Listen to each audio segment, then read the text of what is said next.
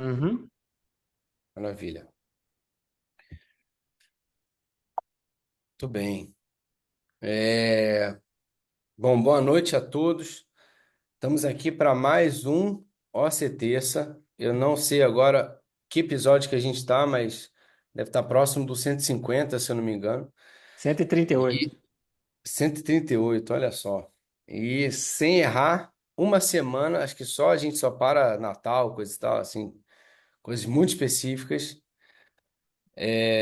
E hoje eu vou falar, bom, a nossa reunião semanal que a gente discute artigos científicos que eu mesmo faço a curadoria, são sempre artigos de revistas, das melhores revistas, e sempre no máximo 3 anos ali da publicação, se não menos, né? Eu prefiro 2 anos para cá.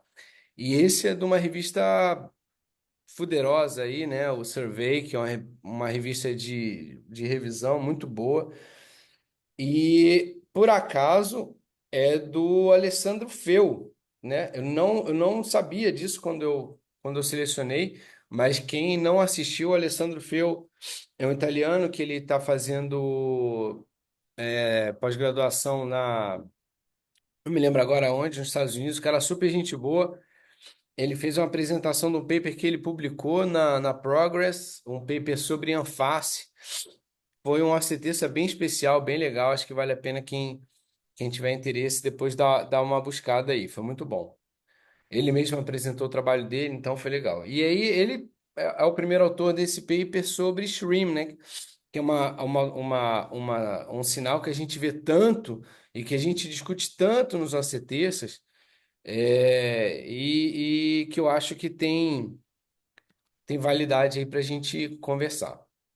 Então, é o que a gente fala sempre que são situações que às vezes confundem. Eu, particularmente, eu não gosto muito de algumas nomenclaturas, né? Eu implico um pouco com foco hiperreflectivo, apesar que né, a definição do foco hiperreflectivo é uma alteração hiperreflexiva com menos de 50 micra de extensão e que não faz sombra.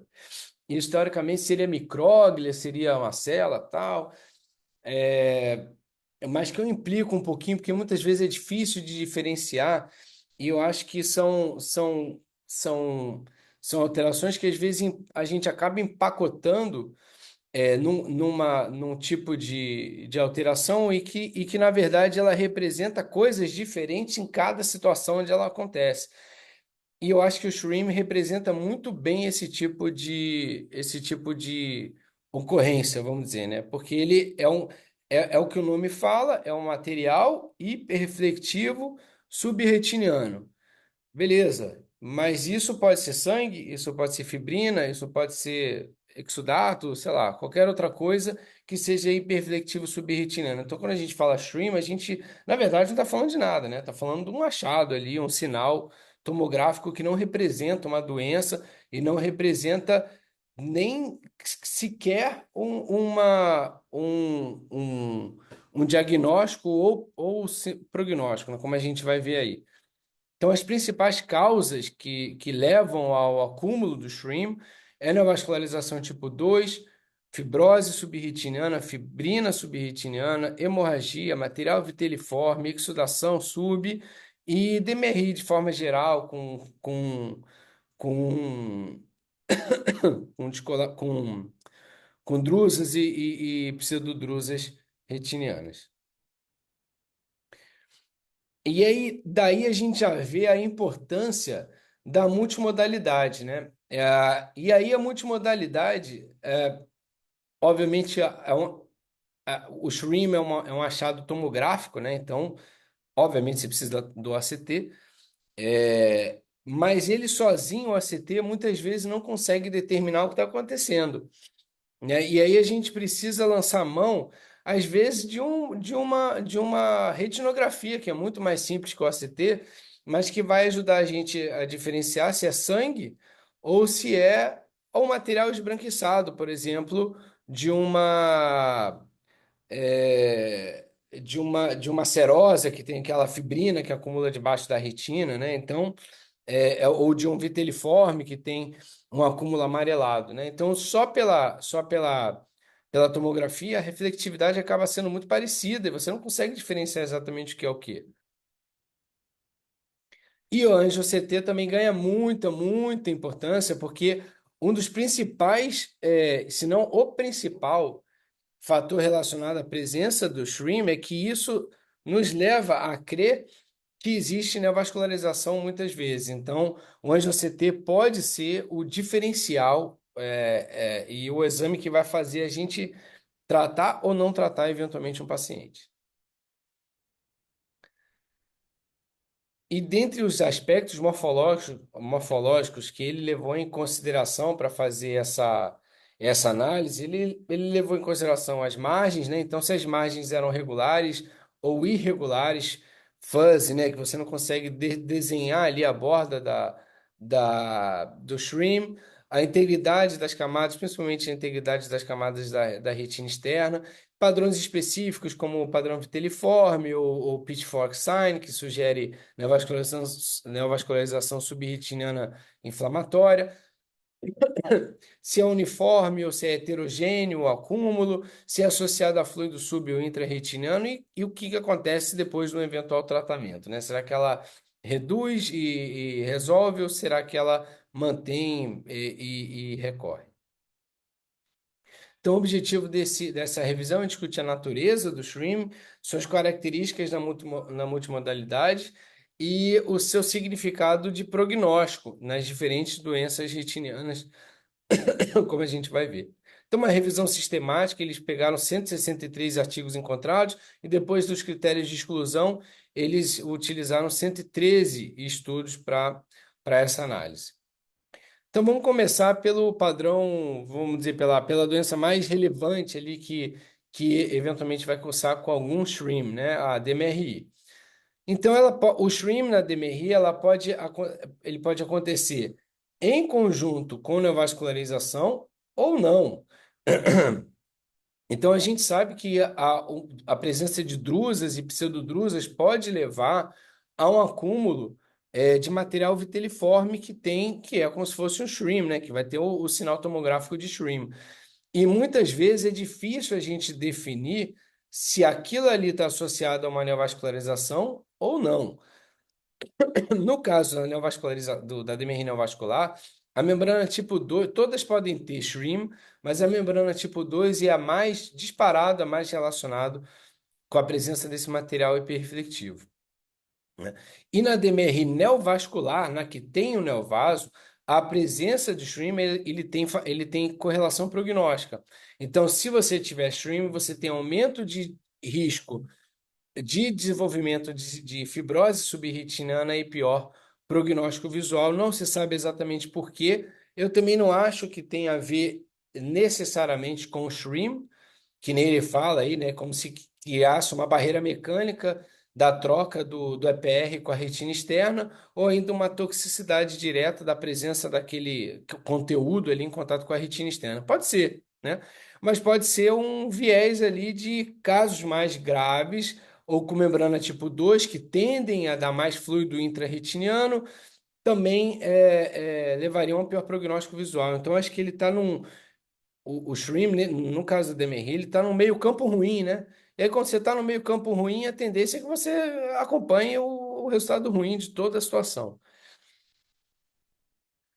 E aí ele dá um exemplo, e no exemplo que ele dá, inclusive, tem sangue, né? Então ele aponta ali para uma hemorragia que tem entre essas duas elevações do epitélio pigmentado, um acúmulo hemorrágico ali, que levaria a esse shrim, né? A gente não consegue. E também provavelmente tem uma membrana tipo 2 aí, ou tipo 1 e 2 associada. A tipo 1 dá para a gente ver, a tipo 2 ali o EPR fica meio misturado com shrimp, a gente não consegue definir direito. Então, a minha impressão é que deve ter um padrão misto aí. E você vê aí já o padrão fuzzy do shrimp, que você não consegue delimitar as bordas, né, desse material hiperreflectivo. Aí um outro caso que ele mesmo define como uma membrana tipo 2, essa é claramente uma membrana tipo 2 acima do EPR. A gente vê que o EPR está lá embaixo e a lesão está acontecendo acima do EPR, com muito mais acúmulo de fluido intra-retiniano, então o que faz sentido na membrana tipo 2. E aí o acúmulo do shrimp também no padrão fuzzy, né? E aí uma viteliforme adquirida do adulto. Então, você vê que são drusas, a gente consegue ver o epitélio pigmentado embaixo, com esse acúmulo, é, com esse acúmulo desse material hiperreflectivo. Agora, repara que, em comparação com esse, né, que é muito mais heterogêneo, esse padrão aqui é muito mais homogêneo. Então, a gente tem que tentar começar a pescar essas características específicas do stream que ajudam muito no diagnóstico, né, na nossa interpretação.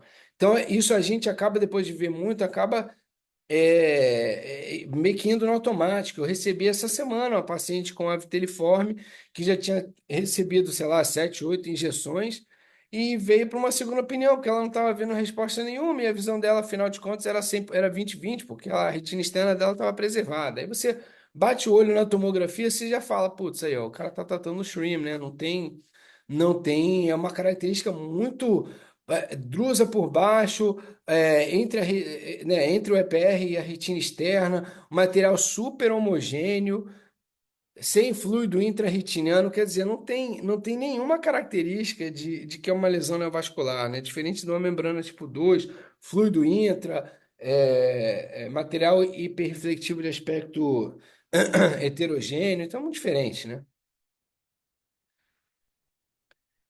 Para a serosa, é um caso que, rapaz, é bem interessante, porque eu já falo isso há algum tempo, e volta e meia a gente vê alguém apresentando um caso com shrimp, né, e tratando como se fosse na vascularização. Então, eu vou mostrar aqui alguns casos para vocês, depois eu comento. Então, ele pode acontecer. O material hiperrefletivo ele pode acontecer na serosa sem membrana neovascular. Eu diria que na maioria das vezes acontece sem membrana neovascular, porque a membrana neovascular na serosa, quando acontece, ela é muito mais do tipo 1, sub-EPR, que é uma membrana que não é tão relacionada a shrimp, né? Então, na serosa sem membrana, o shrimp acontece, ele normalmente absorve e não deixa com bom prognóstico, tá? Então ele não normalmente não leva à piora da visão, não é um fator de mau prognóstico. E aí ele no paper ele fala que são, na verdade, os shrimp na serosa sem membrana seriam depósitos subretinianos de fotoreceptores, né? Eu entendo o que ele quer dizer, porque você tem aquela granulação dos fotoreceptores e aquilo eles vão despencando da retina, e às vezes você vê aquele acumulado ali em cima do EPR. E às vezes você vê aquele fotoreceptor em escova, né, que fica super espessado e dá um achado de shrimp também. Mas quando existe uma situação específica, quando você tem uma micro-ruptura do EPR, que tem um acúmulo grande de material hiperreflectivo e que ele fala que não é fibrina. Eu não sei o que é fibrina. Se você me perguntar o que é fibrina, eu também não sei o que é fibrina, né? A gente fala fibrina há 20 anos, eu não sei o que é fibrina. Então, também não sei se é fibrina, mas não acho que seja não acho, não. Certamente não é fotoreceptor quando você tem essa micro-ruptura do EPR. É um conteúdo que extravasa do espaço sub-EPR que vai para o espaço subretiniano. Agora, o que que é aquilo ali, eu também não sei. E quando você tem a membrana secundária, que ocorre em mais ou menos 20% dos casos, tem autores que falam até 40% das cirroses crônicas, mas acho que 20% tá um pouco mais justo. Você teria aquela elevação plana, né? O flipped, o Sire, chama como quiser falar, que são essas elevações planas do EPR, e normalmente você tem fluido subretinano, que é o padrão da membrana tipo 1. E aí é típico shrim de serosa não neovascular. Então a gente vê um descolamento do epitélio pigmentado seroso, sem conteúdo algum, hiporreflectivo, com esse material absolutamente homogêneo subretiniano. Você vai dizer que isso aí é fotoreceptor? Isso não é fotoreceptor, né? Essa coisa não parece um fotoreceptor. Agora, a gente chama fibrina. Se a fibrina não é, eu não sei. E aí ele fala de uma serose que já tem o shrim aí com aspecto neovascular. Essa é uma membrana feia, né? A retina super elevada. Então, aí é uma outra dica para a serose, né? Então, a serose dá elevação subretiniana, mas normalmente, primeiro, normalmente não dá fluido intra, pode acontecer na serose crônica, mas a depressão foveal, apesar de poder estar atenuada, ela dificilmente fica irregular, como está no caso. E aí lembra até mais uma membrana tipo 2, né? Então não sei exatamente o que rolou com esse caso, mas é um caso bem, bem esquisito, até para a neovascularização de serose é um caso esquisito. E você vê que assim, a coroide não é tão espessa também, né? Então, eu sei lá, é uma imagem do artigo, dá para a gente meio que trucar de alguma forma, mas é o que eles colocaram. O aspecto da angiografia até lembra a serosa, né? Com esse defeito em janela de fuso, pontos de vazamento, tal. Então, vai saber, não sei. Mas não é uma neovascularização típica de serose. E aí eu sempre levanto a bola para esse artigo. Você vê que aqui é um artigo extremamente interessante. Se eu não me engano, a gente já apresentou no nosso terça que ele fala desse material hiperreflectivo, com esse padrão muito homogêneo, e aí ele chama atenção para o sinal do vacúolo, né? Que o que acontece é como se você tem uma micro-rotura do epitélio pigmentado, e aí você vê que ele tem uma setinha apontando para cada uma das micro-roturas, e aí aquele conteúdo que está debaixo daquele descolamento do epitélio pigmentado, com essa roturinha, ele pipoca para debaixo da retina, e aí sai aquele conteúdo. Imagina só, né? O epitélio dando aquela roturinha, aquele conteúdo todo extravasando para debaixo da retina, e aí no final o conteúdo mais reflectivo saiu, e aí no final sobra um menos reflectivo. E aí fica esse contraste com o conteúdo que está em volta e dá esse sinal do vacúolo. O sinal do vacúolo, o que importa no sinal do vacúolo, na verdade, é como ele ajuda você a achar essa micro-rotura. Então, eu vejo bastante serose no consultório, sempre que eu vejo material hiperreflectivo, eu procuro o sinal do vacúolo, porque é certeza, 110% dos casos você vai achar uma micro-rotura. E aí vai estar exatamente no topo, na base desse vacúolo. E aí você vê que na imagem que ele mesmo mostrou, ele não procura, né? Ele mostra o material hiperrefletivo, mas ele não procura o vacúolo aí. Então, não dá para ver nessas imagens a micro-rotura do epitélio pigmentado. Então, por favor, resumindo, Shrim em serosa não é neovascular até que se prove o contrário. Beleza?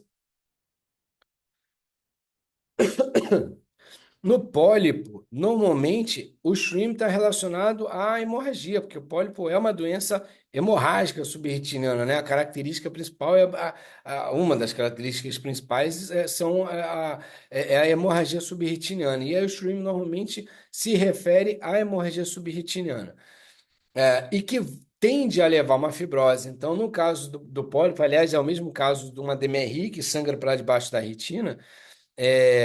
E aquilo ali, a tendência é muito alta de levar a uma fibrose e de cair, de piorar a acuidade visual, diferente do shrim da serosa, por exemplo, que, como a gente falou, a visão tende a voltar. O shrim é extremamente importante na miopia, mas extremamente importante, né? Ele aparece como no alto míope.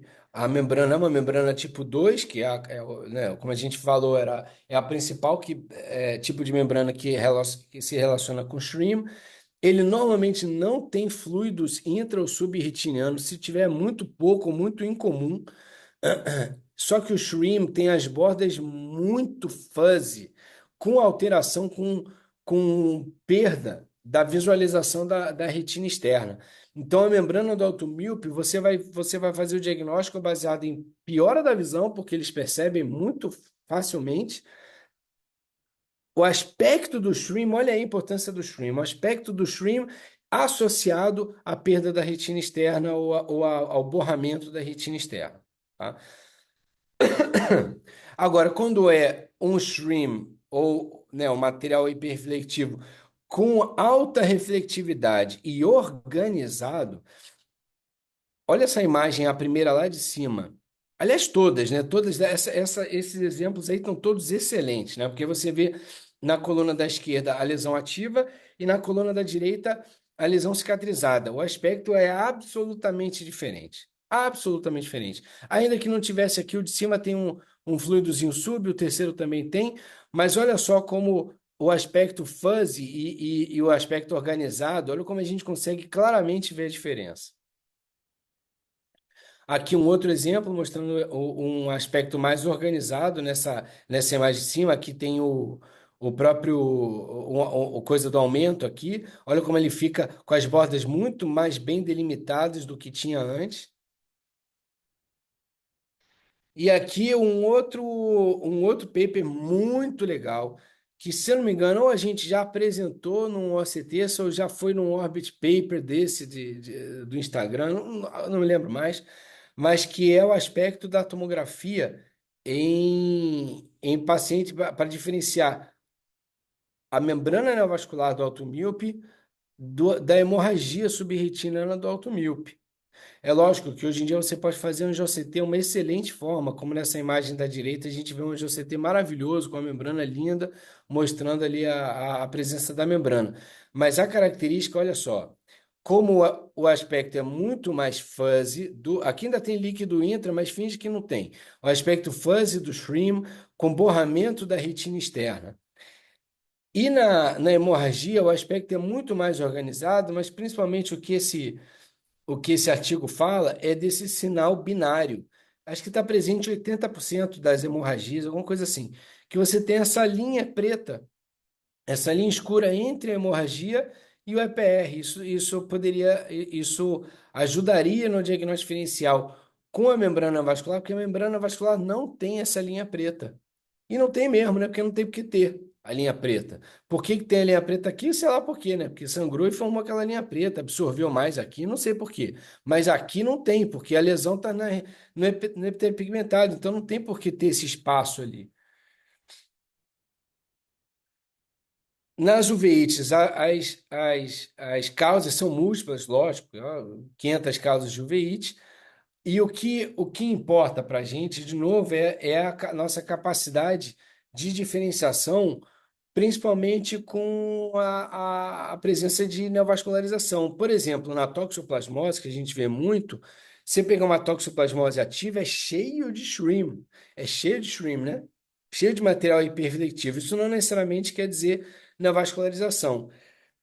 Ele demonstrou um achado muito interessante que nos materiais hiperreflectivos avasculares, você teria uma reflectividade muito alta, porque seria um material inflamatório ali mais organizado, com aumento de transmissão, ou seja, pela ausência de tecido neovascular ou fibroso, você não teria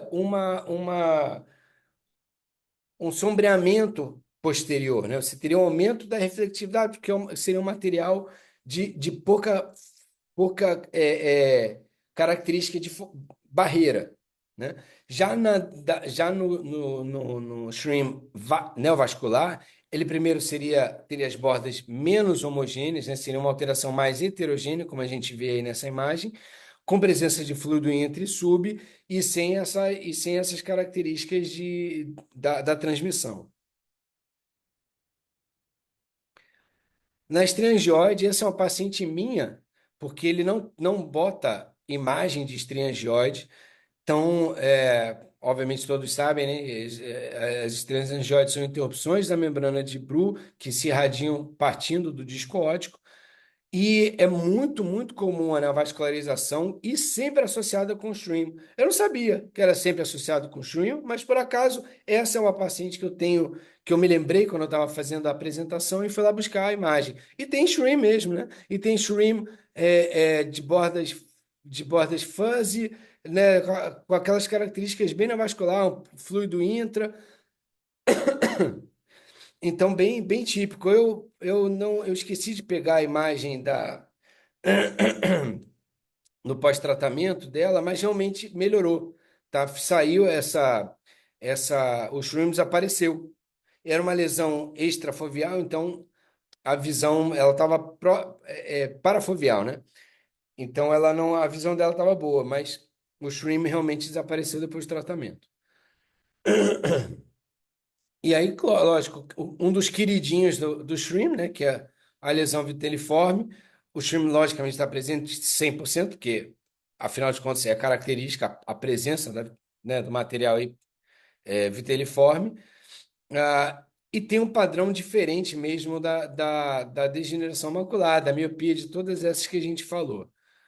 Né? É um acúmulo que ele engana um olho menos treinado, mas quanto mais você percebe aquele tipo de acúmulo bem homogêneo, é, subretiniano, associado à drusa, o autofluorescência hiperautofluorescente, você cada vez se engana menos com isso, né? Ainda tem aquela questão, se for um descolamento maior, é, de você fazer o corte vertical.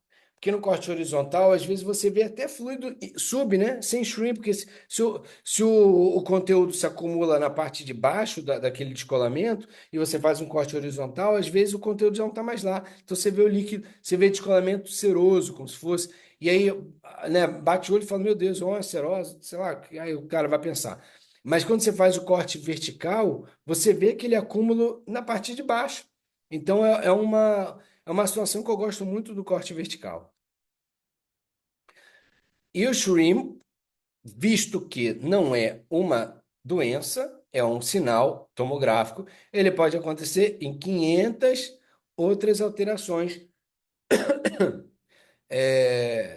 oculares, né? Enfim, aí eu só vou levantar um pouquinho a bola de associada a fármaco, imunoterapia. Agora, todo congresso de retina, a gente vê alguém apresentando, tipo, o viteliforme multifocal ou descolamentos serosos multifocais, alguns com algum shrim, alguma coisa assim, relacionado a essas imunoterapias novas, né? A cada 15 dias tem uma nova no mercado. Então, eu mesmo já peguei no consultório dois pacientes de imunoterapia, agora não lembro mais o nome da medicação, mas que tiveram esse acúmulo viteliforme e que depois melhorou com a retirada da medicação. Então, às vezes é uma coisa que a gente não pergunta muito. Quer dizer, eu particularmente sempre pergunto o uso de medicação, mas se você não tem uma causa muito óbvia, para a gente sempre ficar esperto para essa possibilidade.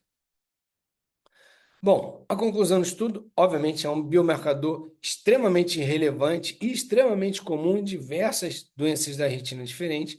A multimodalidade é essencial, porque só pela tomografia a gente muitas vezes não vai conseguir diferenciar, e às vezes o auxílio de uma retinografia ou de um fundo de olho, lógico, a gente mata o que é aquele shrimp que a gente vê na tomografia. Pode indicar atividade não vascular e depósitos avasculares. Então, o SHRIM per se não significa neovascularização. Ele vai ter relação com o prognóstico visual, dependendo, com bom prognóstico ou com mau prognóstico, dependendo da doença.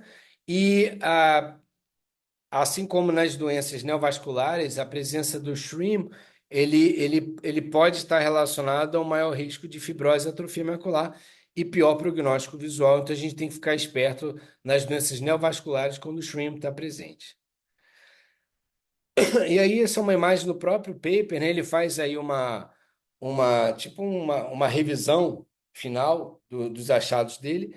Ah, e aí a primeira imagem do DMRI, ele lembra várias características do shrimp no DMRI, na DMRI, as características, não vou passar por todos eles, porque foi exatamente o que a gente conversou. Na serosa, aqui é aquele fotoreceptor super espessado, né, que a gente chama de fotoreceptor em escova ou em pente, e que dá um aspecto de material hiperreflectivo subretiniano. Aqui eu já tenho minha dúvida, né, que parece um pólipo, né? Então não sei bem exatamente o que é essa imagem que ele colocou, talvez não seja serosa.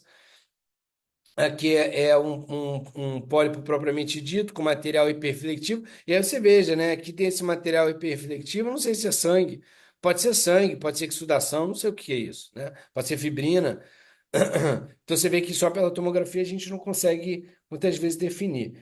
a membrana neovascular miópica, que talvez seja uma das situações que o Schwinn mais ajuda a gente na interpretação do que fazer, né?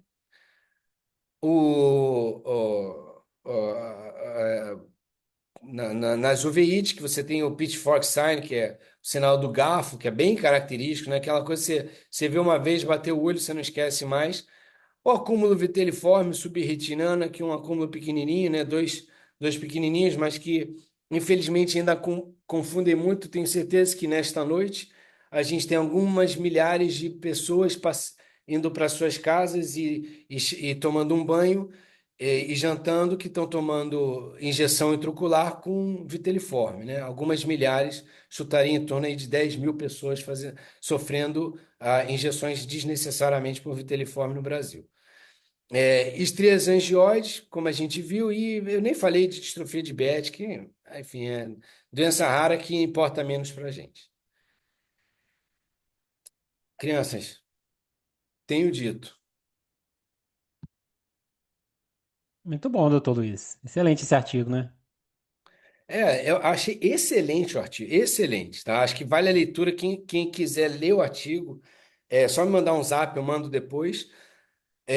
Mas eu gosto muito porque, assim, primeiro que ele diferencia. Que não é um sinal, né? Que não é uma coisa, como a gente fica com que é um achado tomográfico, e isso pode representar coisas absolutamente diferentes, em termos de diagnóstico, em termos de tratamento, em termos de prognóstico. Então, eu acho isso muito importante porque o shrimp engana na serose, que dá vontade de injetar quando você vê, engana na viteliforme, como eu brinquei agora no final. Então, a gente, em algum momento, criou essa ideia que o shrimp talvez tivesse uma relação direta com a neovascularização e não tem. Fora o aspecto clínico do próprio stream, né? Você olhar aquilo ali e fala, cara, tá organizado. Não, esse aqui tá fuzzy, tem fluido, não tem. Então, é a gente olhar com mais cuidado essas situações, sabe? Eu me lembro quando estava no Bascom Palmer, às vezes o cara, o Rosenfeld, ele pegava e ficava cavucando uma coisinha e ficava, pô, uma hora discutindo uma besteira qualquer, sei lá, de uma drusa. Eu falei, meu Deus, esse homem vai ficar uma hora falando dessa drusa.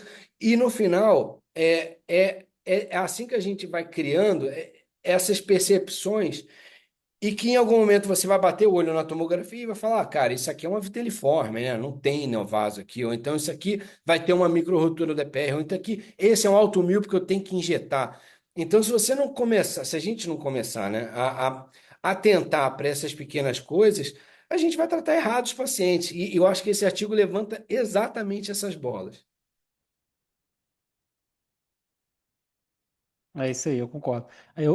A gente postou lá nos stories ontem e hoje, né? Uns casos relacionados a isso. Eu estava até conferindo aqui agora o que que deu. Eu coloquei. Ah, e olha quem tá aí, Rosman. Aí, ó, Alessandro Filho veio participar. Não sei o quanto que ele entendeu, mas parabéns pelo artigo. E eu não sei se você entendeu o que eu falei. Italiano entende mais ou menos, né? Mas parabéns, um artigo excelente. Pô, que legal que você estava aí, não sabia. Que bom, fiquei Você pode feliz. até. Ô, Alessandro, if you wanna open your camera and say something about the paper, you be free to do it.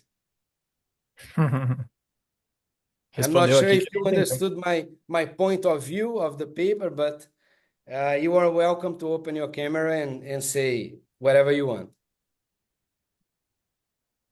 Mas aí, até lá, se vocês quiserem continuar comentando.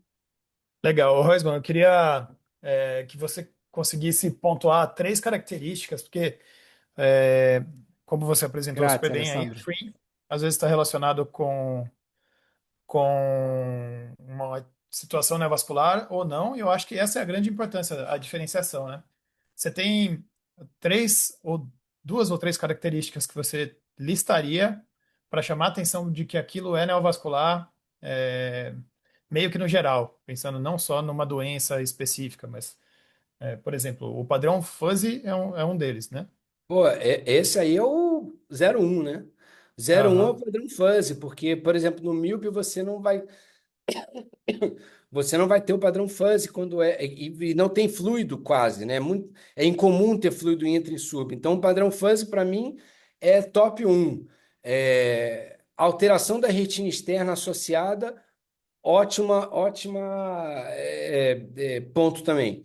E óbvio, fluido sub ou intra-retiniano, mas aí esse às vezes confunde com a serosa, por exemplo, que você vai ter fluido sub, né? E aí, aí vai, eu acho que vai depender um pouquinho mais da situação, mas eu diria que o padrão fuzzy é o top um, é o top um com certeza, tá?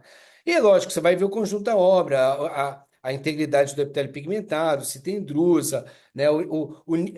O nível de, vamos dizer, de heterogeneidade do material, se ele é homogêneo ou heterogêneo, isso muda.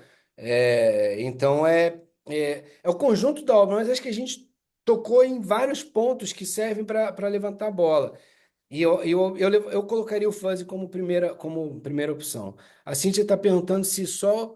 Eu não sei se eu respondi, ô Felipe, se Não, quiser. era isso mesmo. Eu queria que você pontuasse essas características, porque eu acho que o principal recado desse paper que a gente pode ter é isso. Primeiro, que o Schwinn não é uma doença, é um sinal, e ele acontece em vários tipos de maculopatia, vários tipos de situação, e que o grande desafio dele é realmente a gente saber quando é que a gente está pesando por uma atividade neovascular ou não. E o artigo acaba que, ao descrever diversas coisas, ele tem umas intersecções ali, e eu queria só que você tivesse destacado isso mesmo, mas exatamente isso aí. Para quem estiver aqui, sair com esses recados, né? O padrão fuzzy, a presença de fluido, principalmente intra, porque ele está mais associado com o tipo 2 do que tipo um. O padrão de heterogeneidade. Oh, é difícil falar Essa isso mesmo. palavra Acho que impossível. falar tá italiano, talvez. E assim, quando tem a lesão da retina externa sob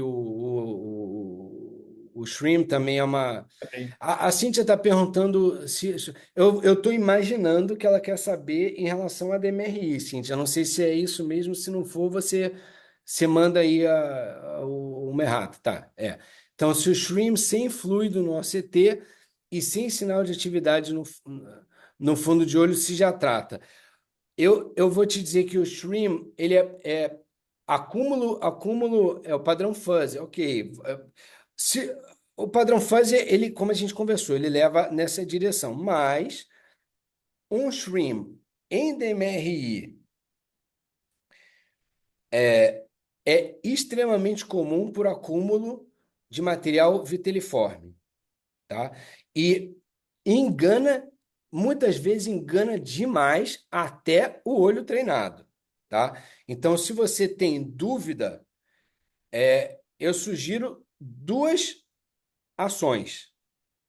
Eu não sei se você tem algum caso específico, se quiser projetar aí, a gente conversa sobre esse caso. Mas, via de regra, se não tem fluido sub ou intra, eu entenderia que não é neovascular em DMRI, tá? Mas duas situações que você pode utilizar. A primeira, anjo-OCT, como o paper fala, ele levanta a bola do anjo-OCT, e que eu acho que é extremamente relevante nesses casos. E a segunda ação seria um teste terapêutico. Um teste terapêutico que pode ser fazendo a injeção, sem ser uma sequência, né, de 3 aplicações, fazendo uma e vendo se você está na dúvida, ou o inverso, observar num curto prazo. Então, cara, se é neovascular, o cara vai piorar.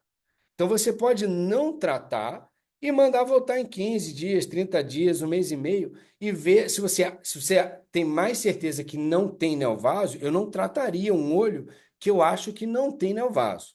Então, se eu acho que não tem, eu observaria um mês, tal, ver se piora, ver o que acontece. Eu oriento o paciente, ó, fecha o olho, se piorar a visão, você volta, tal. Ok.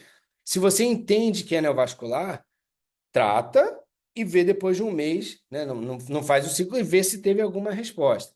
Então, o teste terapêutico eu sempre acho que tem sua, tem sua validade, mas o anjo-CT, nesses casos, vai matar 90% dos problemas.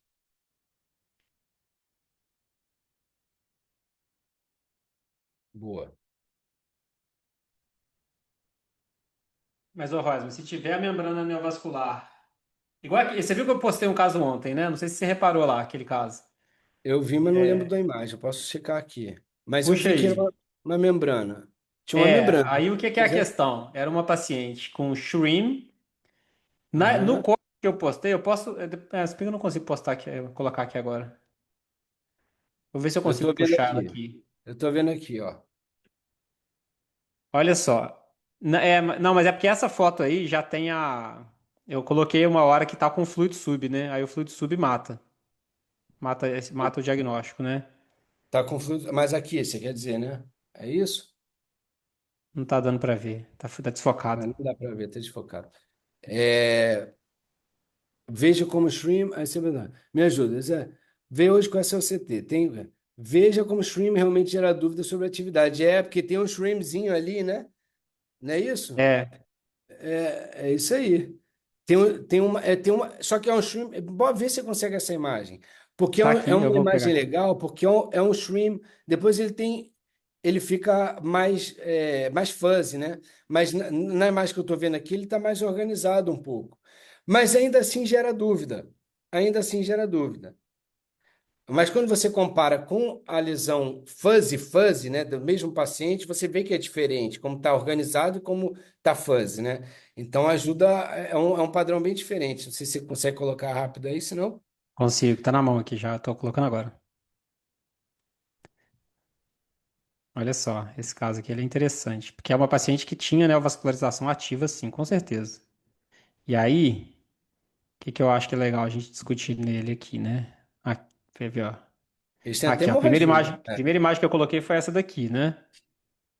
Que é um stream sem outras pistas. É uma paciente com DMRI, mas um stream sem outras Uhum. pistas. Quando a gente Super joga para essa deixador. daqui, fica mais fácil da gente fazer a análise igual a Cintia colocou aí agora, né? Então, aí é moleza, né? Aqui é moleza, Padrão, não precisa um nem do padrão stream. super. Um padrão super fuzzy, a retina externa apagada em cima do coisa e fluido subretiniano. Agora, vê a outra, entendeu? Olha só como você vê a retina externa menos apagada ali em cima, você consegue ver a limitante externa. É, É diferente, né? Um padrão bem mais organizado, uma reflectividade, uma não, uma hiperreflectividade ali, ó, mais reflexivo do que o outro stream, porque ele está mais organizado. Então é um padrão bem diferente. Olha só, a limitante interna toda presente ali em cima Só tem essa areazinha um pouquinho embaixo da fóvea, né? Que dá margem para dúvida se tem atividade ali ou não. Aí, bem aí. Mas o resto da limitante está ali. Isso jamais aconteceria num stream neovascular. É o que a gente acabou de falar. Que a gente acabou de falar. e aí, essas aqui são as mesmas imagens, as outras imagens da paciente, né? E aí vem a importância do que a gente estava falando, né? Você olha uma imagem dessa aqui, já mata o diagnóstico. Você olha esse fundo de Aí, olho. Aí você vê fluido sub aqui, vê hemorragia aqui. é, Isso aqui é a conjugação. E a anjo-ACT, cadê? Aqui, ó. E a anjo-ACT é essa daqui. isso aí. Tô doido para pegar um caso desse resistente, Vadoró, porque esse daí você vê. Eu sempre mostro aquele artigo que o cara faz um laser, né? E aí você tem um tronquinho ali, bem ali, ó. Aqui, Não, né? eu acho que é mais embaixo. Você Onde faria sai. aqui? Aí. Extrafoveal aí, dá vontade de dar um tirinho aí, hein? É. Osman, posso fazer uma pergunta, Ângela, aqui? Pode, claro. Ô, Ângela. Tem um, E tudo aí? bem? E Tudo aí? bem. Eu tenho um paciente que tem um shrink grande, assim, bem debilitado. Ele tinha uma membrana grande, daí eu tratei, fiz 4 Elias nele, e aí ele secou a retina, não tem mais fluido, nada. Mas quando eu faço anjo, o CTA, eu vejo o vaso, o tronco vascular, que nem aí. Eu posso ter esse stream, uma membrana sem atividade, ele está bem menor do que era o tronco vascular, do que quando eu comecei a tratar ele tinha fluido.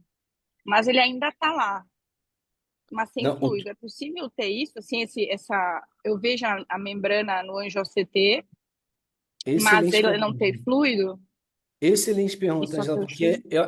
eu acho que foi uma das coisas que o Anjo CT ensinou pra gente, sabe? Que a membrana ela não some, a membrana não É. É. desaparece. ela fica lá forever, entendeu? Se fizer, pega o seu paciente com a pior fibrose que tivesse, se bater um anjo CT ali, você vai ver a membrana. Vai ter aquele padrão Tá. de árvore seca, né? Daquele tronco Sim, grosso, ramificação. Mas tá. ele não desaparece. Então não adianta a gente buscar o desaparecimento da membrana. Antigamente a gente achava, né? Que ela, sei lá, secava, ficava uma fibrose sem nada ali. Mas hoje em dia não, Uhum. a gente sabe Então, o que não. stream sem líquido e com a membrana visível no OCTA, tipo, ok. O paciente responde normal, sem fluido, Ok. mantenho sem tratar nem nada mais, né? Se não tiver, se for um stream organizado como esse que o Aham, Badaró mostrou aí, ele não trataria.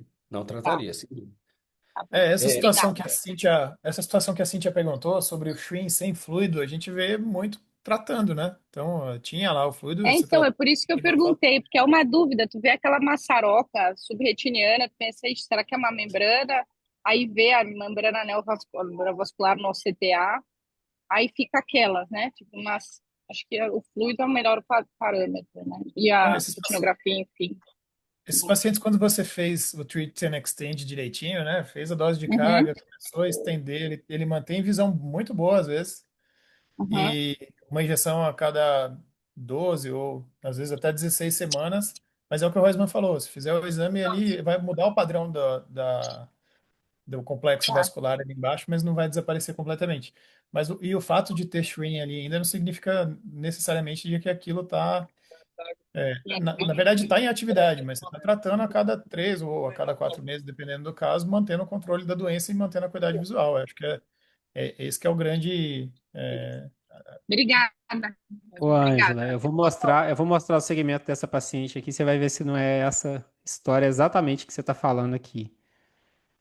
Enquanto, Deixa eu te mostrar, ó. enquanto o Alan está perguntando o padrão fuzzy, eu mostrei alguns padrões fuzzy na apresentação, mas eu vou. Deixa o Badaró mostrar isso, daí eu ponho a apresentação de novo e coloco um padrão fuzzy para você ver a diferença. É... Ah, a Jamile tá mandando mensagem aqui, agora que eu tô vendo, tá? É, já abro. Mas, o que que é essa imagem que tá projetada aqui é de quem? Não é minha, não. Também não sei. Então tá, eu já vejo aqui, tá, Jamile? Um pouquinho só. Vou abrir aqui meu WhatsApp, então. Ah, eu acho que é dela mesma. É dela mesma. Acho que ela projetou dela aí. É isso É, aí, é isso aí. eu não estou vendo o stream aqui. Eu estou vendo um fluido sub. Eu aumentei aqui a imagem no meu computador. Eu estou vendo um fluido sub, um descolamento do epitélio pigmentado ali do ladinho. É, eu não estou vendo o stream nessa imagem. Uhum. Agora, um achado de exame 2020 de visão fez a para acompanhamento de glaucoma. Isso pra mim tem cara de polipoidal, né? É É, eu isso que eu ia também acho. falar, porque Pele assim, disso?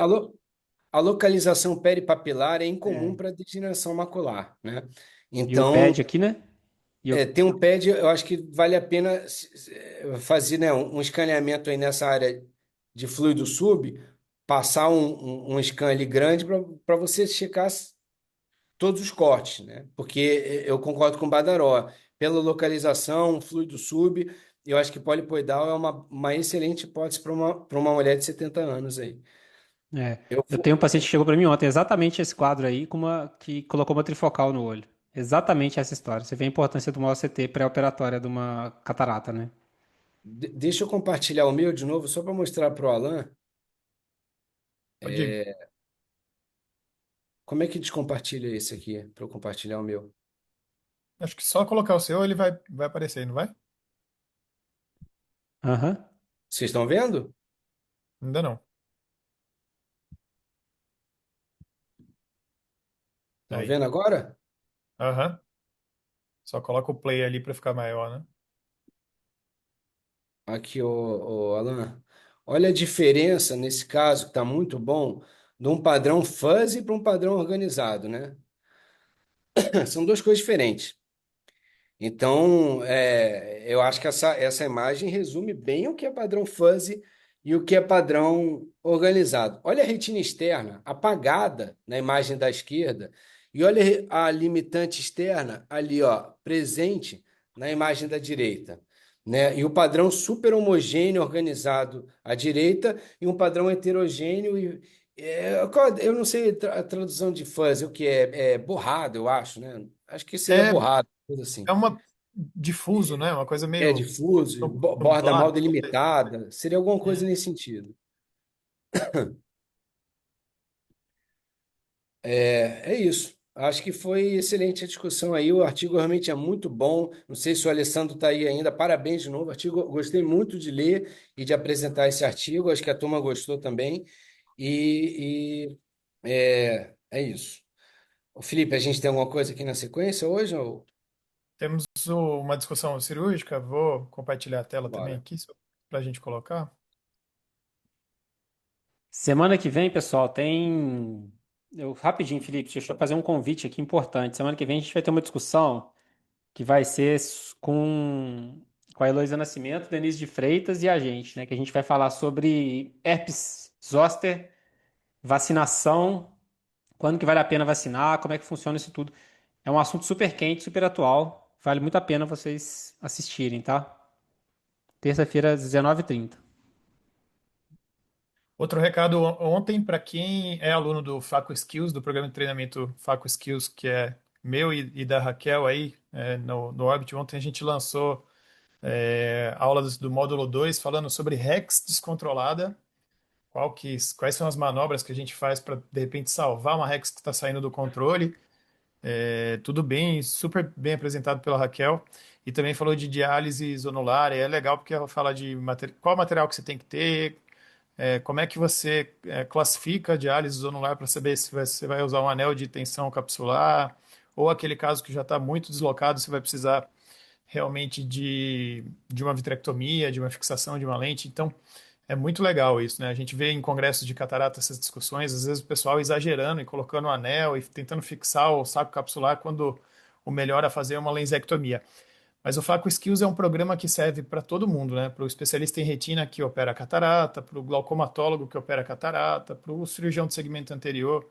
Ele é um programa que detalha muito ali como você pode fazer para melhorar suas habilidades cirúrgicas operando suas cataratas. Então, para quem é aluno, fica ligado lá no Hotmart que tem vídeos novos do módulo 2.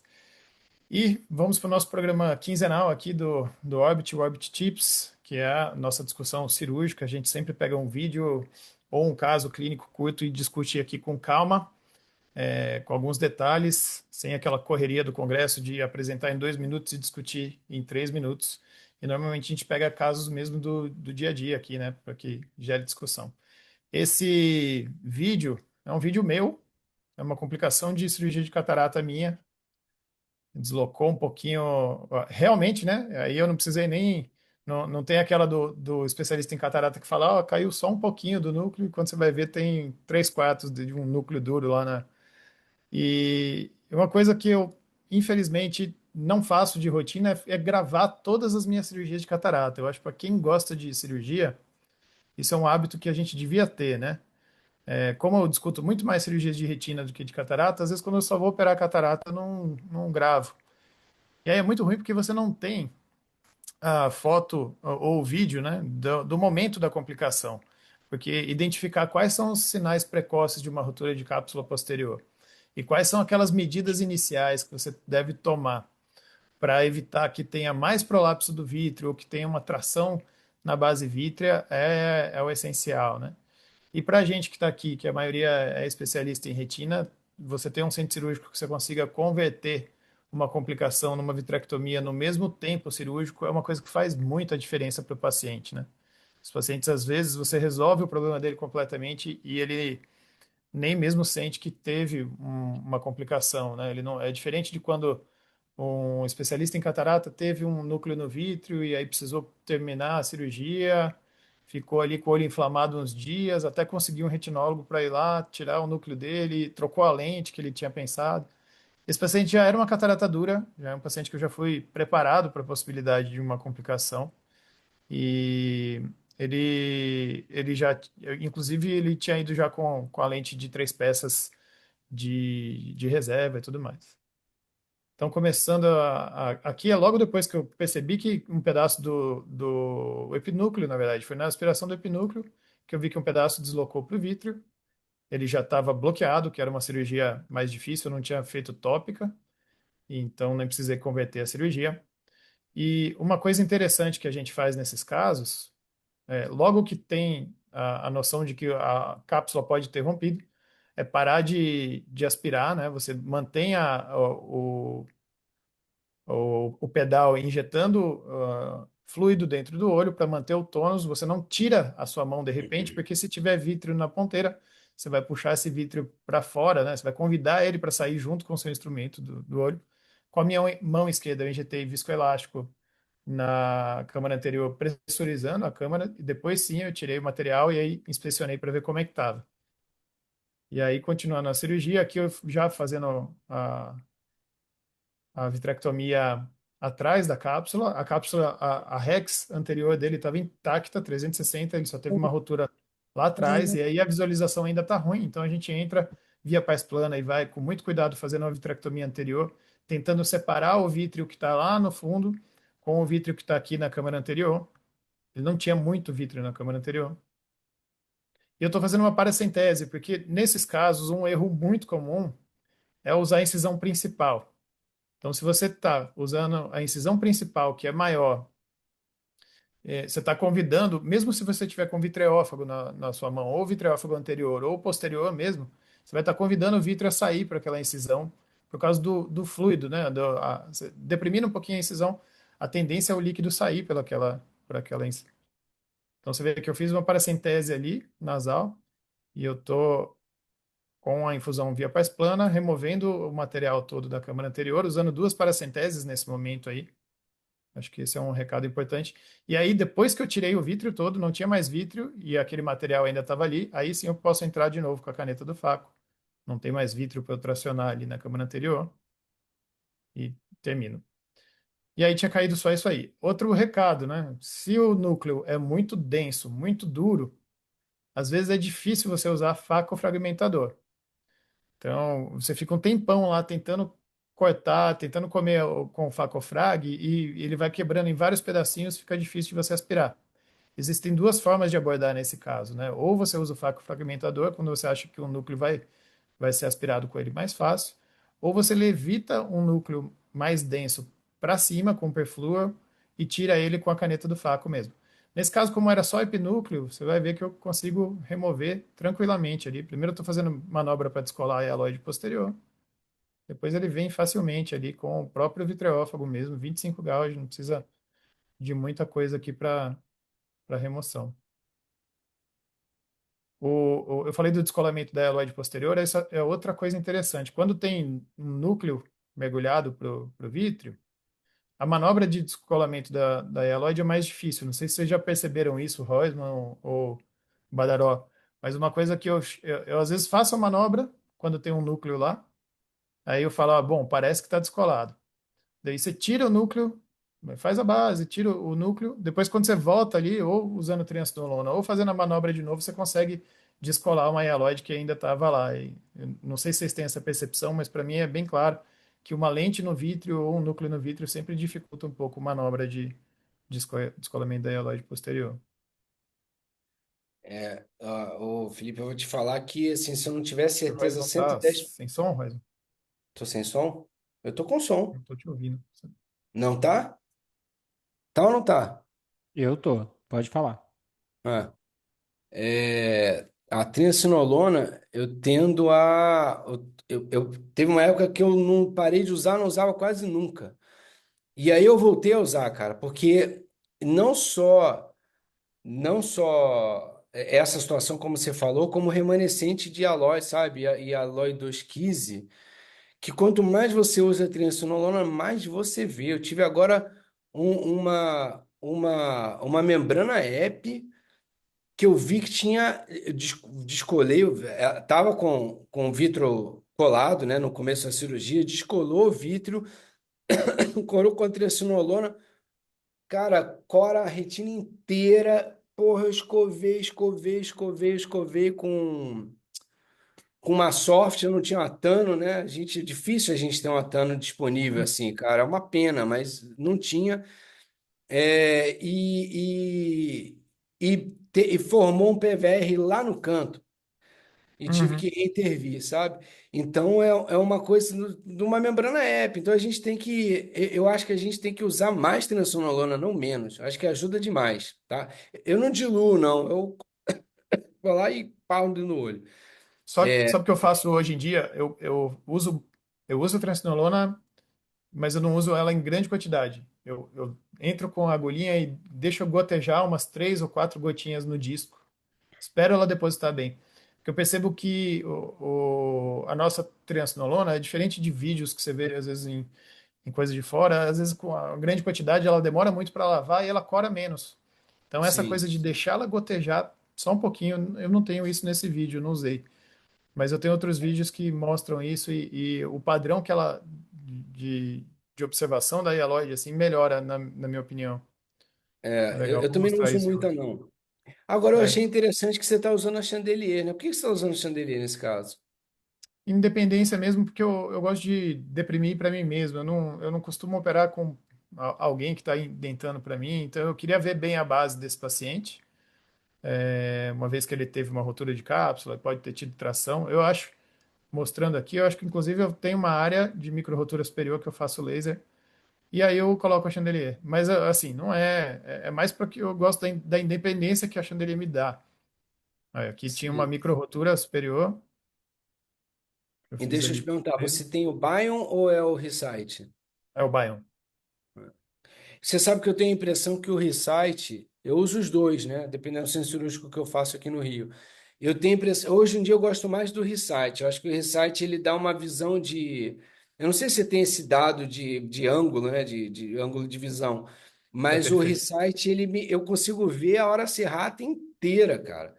É Aham. muito, é um caso desse, por exemplo, eu não, com o Recite eu Não não vejo a usaria. menor necessidade de Da usar chandelier.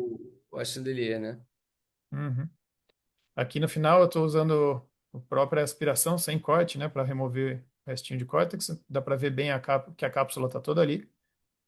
Colocando ali no suco e como a Rex estava 360, eu consigo abotoar ela e deixar ela bem centralizada. Fiz troca, deixei ar só, apesar da microrotura, não teve necessidade de um tamponante por um período mais longo.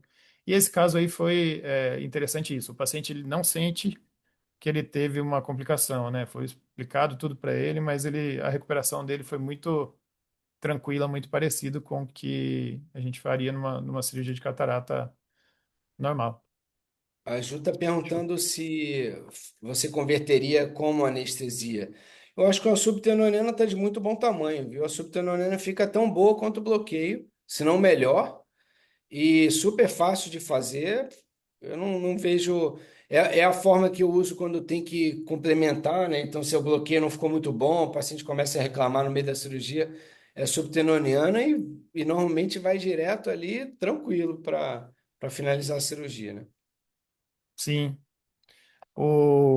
Às vezes você pode fazer ela cantal também, né? Se for fazer um retrobulbar, dá pra você fazer. A única coisa pior da anestesia, se ela não estiver boa, é no momento que você vai precisar indentar para ver a parte periférica, né? Que vai ser o momento que o paciente pode sentir alguma coisa. Mas normalmente a subteno vai bem nesse caso aí. Isso aí. O Lucas perguntando como faz a diluição, eu não diluo também. Transnolona eu costumo fazer direto, né? Mas só gotejando uma pequena quantidade. É isso aí, pessoal. Nos vemos, Bom, alguns de vocês nos vemos no CBO e semana que vem estaremos aí novamente. valeu, Combinado. crianças. Boa Valeu, noite a todos gente. aí. Até o Boa noite a CBO. todos. Até. Valeu, até mais.